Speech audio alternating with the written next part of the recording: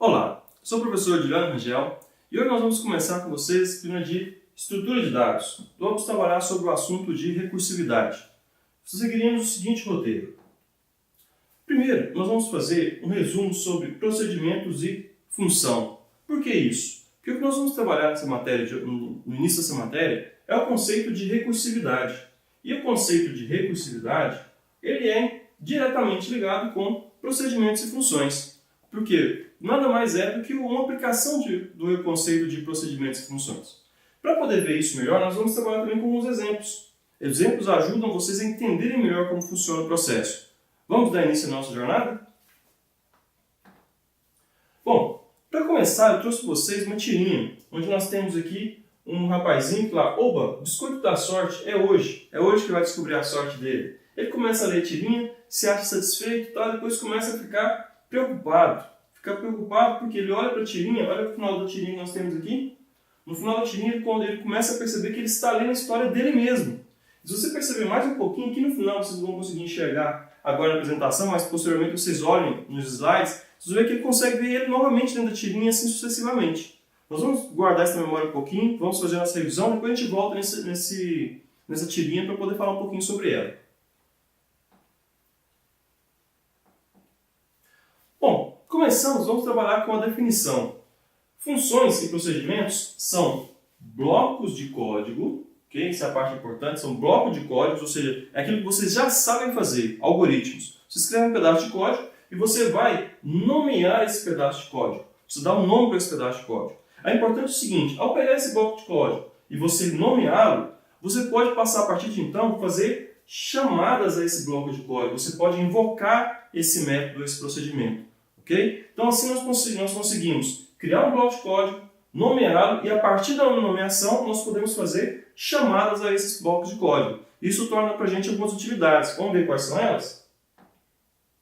Então, veja bem, uma função procedimento ela pode ser empregada para evitar repetição, ok? Evitar repetição de código, isso é uma coisa importante. Então nós podemos evitar repetição de código e ao evitar repetição de código nós temos a facilidade da manutenção. A manutenção fica mais simples porque nós vamos estar tendo um código em um local. Porque geralmente quando a gente começa a programar, ao ato que a gente tem quando vê um código que a gente usou uma vez e precisa de novo, o primeiro ato da gente é pensar, vou copiar e colar. Isso resolve o problema na hora, mas depois nós temos problemas para dar manutenção nesse código. Por que dar manutenção? Porque às vezes o procedimento mudou, aquela lógica não é mais daquele jeito, você copiou e colou em várias partes do código, o que torna difícil a manutenção. Então uma das utilidades do procedimento de função evita a repetição de código e ao evitar a repetição de código facilita a nossa manutenção. E eu tenho falado então procedimento de função, procedimento de função. Qual a diferença de procedimento e função? Procedimento e função, a diferença é uma função realiza um processamento, ok? Realiza processamento e retorna um valor. Então nós temos o procedimento processando e temos eles retornando. Nós temos a função processando, ela faz um processamento e após concluir o processamento ela faz o retorno de um valor. Então nós temos as duas coisas, o processamento e o retorno de valor. Enquanto que o procedimento ele apenas realiza processamento, ok? Então procedimentos apenas fazem processamentos, enquanto que as funções fazem processamentos e retornam valor. Essa é a forma fácil de diferenciar um procedimento de uma função. Aqui nós temos agora um exemplo de código. Como a gente pode utilizar procedimento e função? Nesse momento eu vou alternar para os slides. Vocês vão acompanhar dos slides e vou colocar uma imagem minha da câmera aqui nessa parte superior. Se vocês podem acompanhar de perto o código e ver a explicação, a forma como a gente gesticula, que ajuda vocês a entenderem o código que está sendo explicado. Vamos lá? Bom, aqui nós temos um programa chamado Revisão Função 01, que é o que a gente já está acostumado a fazer. Public Class, Revisão Função 01. Aqui vem a nossa primeira função, ó, int calcular. Estou criando uma função chamada calcular. Essa função recebe dois parâmetros, int a e int b, ou seja, ela pode receber dois parâmetros, um chamado a e outro chamado b. Em seguida vem o processamento. Esse pedaço que nós temos aqui é o processamento, ou seja, é o nosso bloco de código. Aqui eu tenho um bloco de código e esse bloco de código vai ser executado quando eu chamar essa função. Vejamos aqui então, nós temos agora o nosso método main. O que é o método main? É o método principal que é executado quando a gente roda o nosso programa, certo? Então é sempre onde começa a execução do nosso programa, é no método main, no procedimento main. Aqui nós temos a declaração de três variáveis, var b e retorno.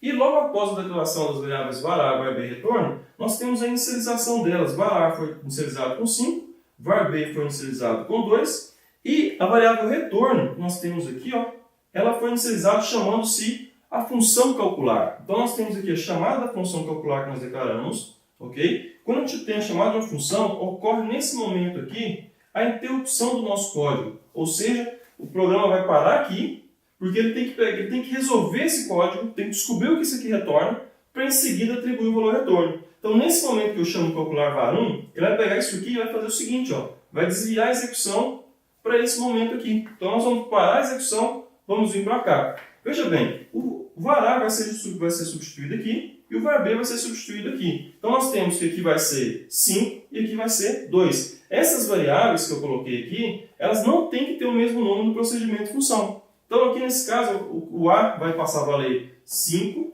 e o B, que é o valor de var B, 2, vai passar a valer 2, ok? Então, aqui nós temos o A valendo 5 e o B valendo 2. Agora vai começar a execução da função. Então, nós temos a inicialização da variável resultado com valor 0 e resultado recebendo o cálculo de uma expressão. 2 vezes A mais 3 vezes B. Vamos puxar isso aqui para cá para a gente ver como fica isso daqui. É uma expressão simples, vai pegar o 2 então. 2 vezes o valor de A, quanto é que é o valor de A? Está valendo 5 nesse momento. Então 2 vezes 5, mais 3 vezes B. 3 vezes B. B vale quanto? B vale 2. Então, essa é a expressão que vai ser calculada. Quando a gente trabalha com expressões, voltando lá nas primeiras disciplinas que nós vimos, nós temos a questão da precedência, ou seja, quem é executado primeiro? No caso que nós temos operações de multiplicação e de soma. Como nós temos essas operações, a de multiplicação vem primeiro. E a execução começa da direita para a esquerda. Então nós vamos ter aqui a resolução do 3 vezes 2, que vai dar 6. O mais, ele não vai executar ainda, ele vai fazer o 2 vezes 5, que vai dar 10. Então, 10 mais o 6, nós teremos o resultado que vai ser 16. O resultado foi 16. Se nós temos o resultado 16, esse resultado da expressão vai ser atribuído à variável resultado e aqui tem o que diferencia o nosso procedimento de função. Enquanto que uma função tem retorno, tem return. Okay? E um procedimento não tem return, porque ele não retorna valor. Então, nesse caso aqui, o return está informando que vai ser retornado o valor da variável resultado. A variável resultado vale 16 que nós vimos aqui. O que quer dizer isso? Quando eu faço a palavra return, eu estou falando o seguinte: a função calcular vai ser substituída pelo valor que o return foi informado. Então, veja bem, aqui embaixo, quando você chamou, ele fez aqui o return. Ao fazer return, o código volta para onde ele tinha parado e continua. Nesse momento, ele parou aonde? Quando eu chamei o calcular. Agora que o calcular já foi feito, eu tenho o valor dele a 16 e o valor 16 vai ser atribuído à variável retorno. E ele continua a execução e vai chegar no system.out.printf. O printf que nós já tínhamos visto, ele recebe duas variáveis, porcentagem D igual porcentagem D. Se vocês lembram bem, porcentagem D é utilizado para substituir uma variável inteira. Então nós vamos ter o seguinte: esse porcentagem D, que é o primeiro, vai ser usado a primeira variável, o segundo vai ser a segunda variável e o terceiro, porcentagem D, a terceira variável. Então nós vamos ter como resultado da impressão calcular a parêntese 5, vírgula 2, fecha parêntese, igual a 16, que foi a operação que nós fizemos. Vamos ao próximo slide. Eu vou mostrar só de forma paralela para a gente poder entender mais um pouquinho como é que funciona quando eu chamo um procedimento ou uma função.